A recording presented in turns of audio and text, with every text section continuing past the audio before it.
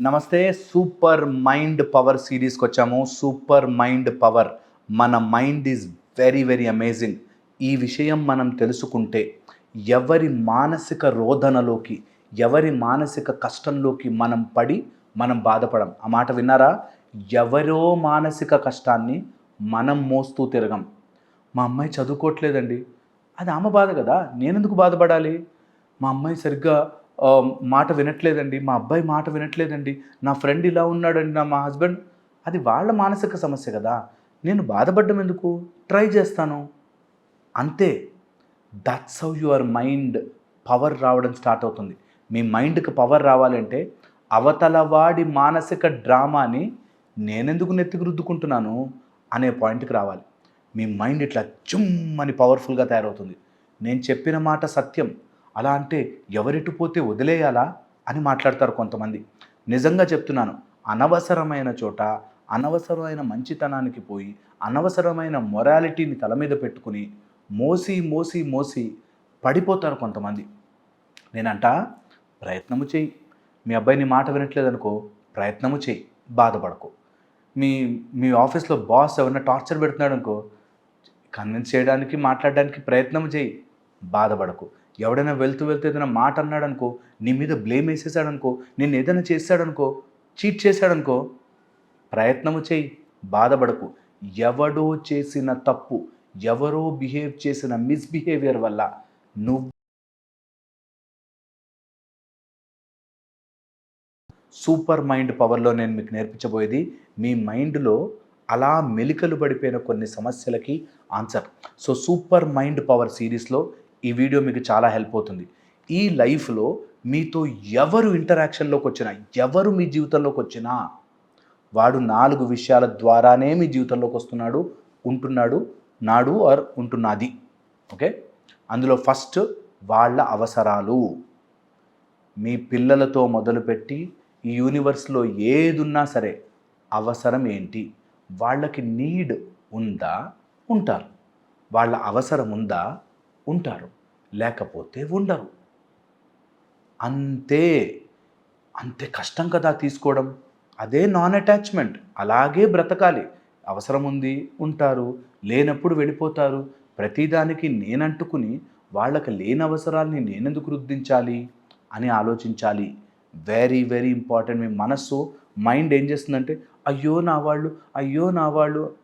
వాళ్ళకి అవసరం ఉంటే ఉంటారు, వాళ్ళకి నీ నుంచి ఏదైనా లాభం వస్తుందంటే ఉంటారు, లేకపోతే వదిలిపోతారు.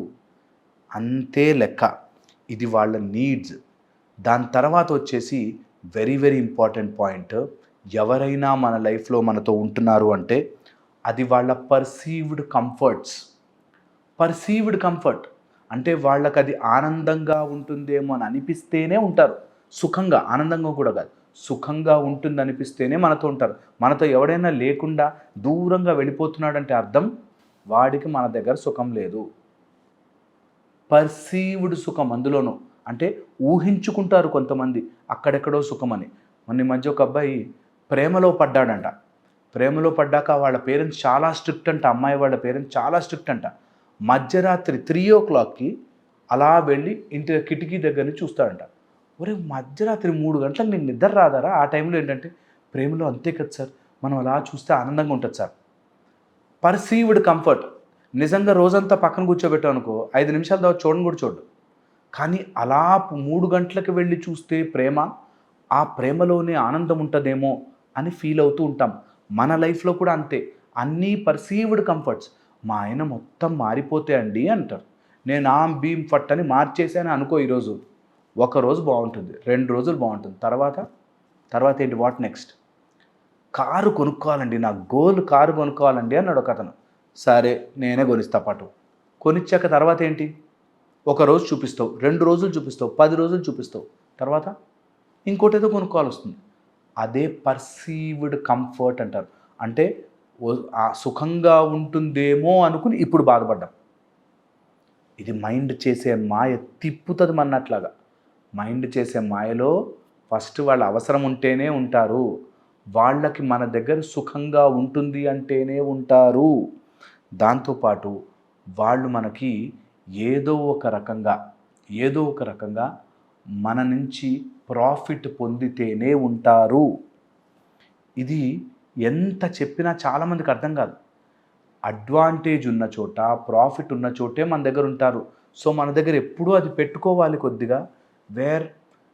ఇప్పుడు కొన్ని రోజులైతే నా వీడియోలు బోర్ కొట్టాయనుకోండి, అడ్వాంటేజ్ లేదనుకోండి, వెళ్ళిపోతారు. నిజం అది సత్యం. దాన్ని ఒప్పుకోవాలి, దాన్ని ఒప్పుకొని తీరాలి. కొంతమందికి నా వీడియో నచ్చలేదు వెళ్ళిపోతారు. ఇఫ్ ఐ ప్రొవైడ్ అడ్వాంటేజ్, వాళ్ళకి ప్రాఫిట్ ఉంటేనే ఉంటారు కదా, సత్యం అది. అలాగే మీరు కూడా మీ లైఫ్లోకి ఎవడైనా ఉన్నాడంటే నా వల్ల వాడికి ఉపయోగం ఏంటి? What is the profit? వాళ్ళకి ప్రాఫిట్ ఇచ్చానా ఉంటారు, లేదంటే పోతారు, వెళ్ళిపోతారు. మీ మొగుడు దూరం వెళ్ళిపోయాడు, మీ భార్య నేను వద్దనేసి వెళ్ళిపోతుంది, నీ ఆఫీస్లో బాస్ తిడుతున్నాడు, నీ నుంచి లాభం రావట్లే వాళ్ళకి.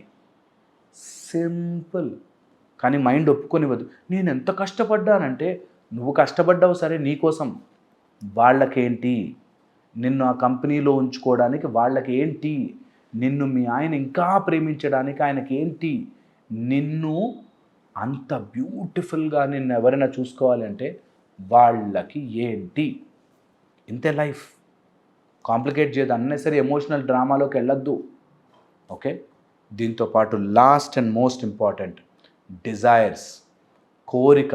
వాళ్ళకి కోరిక ఉంటే తప్ప బలవంతంగా మనం కోరికల్ని రుద్దలేం.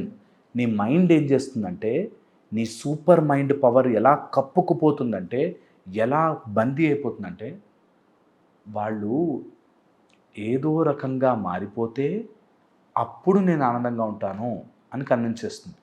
వాళ్ళకి ఆ కోరికే లేదేమో, నిన్ను బాగా చూసుకోవాల్సిన కోరిక లేదేమో.